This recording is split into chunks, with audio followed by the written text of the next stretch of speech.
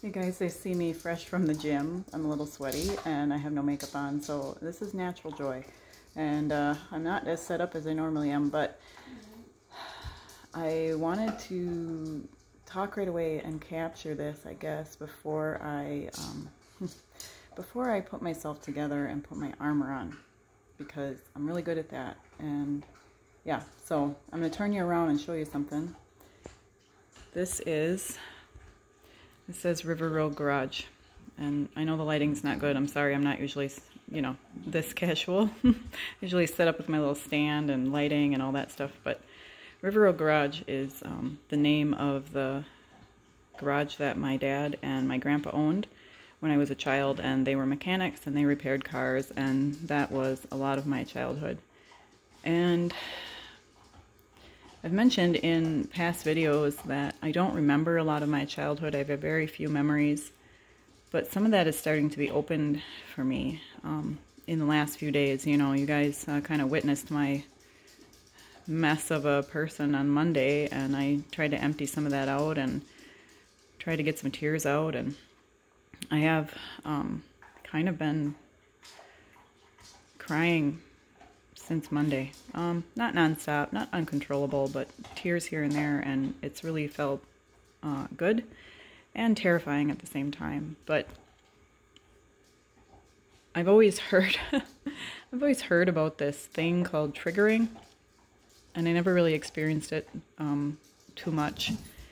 And I know you can be triggered in a bad way, but I can say that this week I have been triggered in a good way, because I have kept a very tight lock on things and kept myself from feeling a lot of things in my life, and kept my armor up and to keep myself safe and protected and to take care of things all by myself. But my new friend Johnny, just with our chats back and forth and realizing that he has a lot of similarities to my dad, and he and him listen to the same type of music, have a lot of the same story.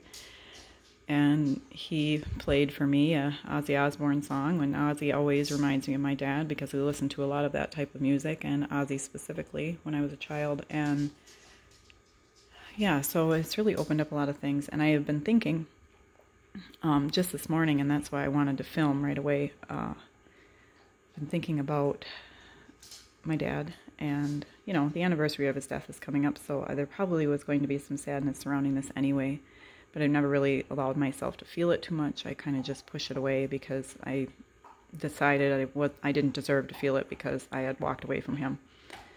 But I was thinking about when I was younger, and I was remembering a few things because of being positively triggered, I guess.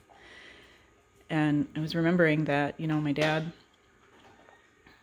he loved me very much. I had no doubt of that. And he always said, he always told me how cute I was. And he always called me honey. And he always said, you're my little girl. And, my little girl can have whatever she wants. And I've spoke of that before, that I am used to getting what I want, because whatever I asked my dad for, he would give me. And yeah, little girl gets whatever she wants. And my dog is chewing a bone in the background, so I'm sorry about that noise if you can hear it. But when my grandma died, my dad's mother, it broke my dad. And that was when I was 19 years old. So my dad went from being a casual, fun-loving drunk to an alcoholic and drinking all the time and drinking himself to death. And it took him a few years to do that. And I basically couldn't watch his body waste away.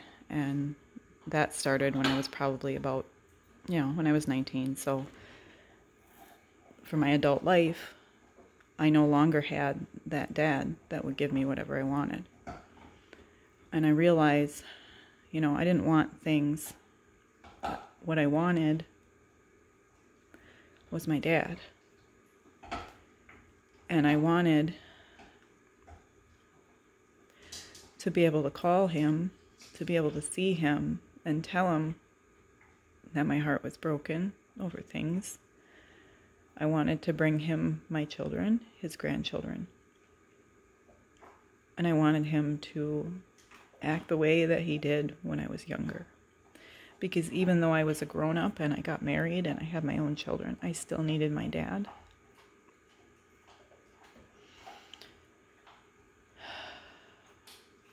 And I realize that I've been looking for that. Not in relationships, not necessarily with my husband, because he's my partner. He's not a father figure to me. But I've been looking for that. And there's been brief moments in my life where I met men that were older that kind of mentored me a little bit. But I never fully allowed that, and I never really opened myself up to that and trusted, because I ended up having this deep distrust for men, because I think because, you know, that father wound, being loved and then abandoned, and then being felt and feeling like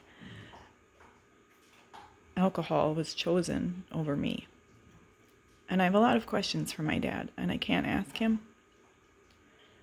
And I go to different things and read different things to try to get those questions answered, and I don't really know if I'll ever have them answered. But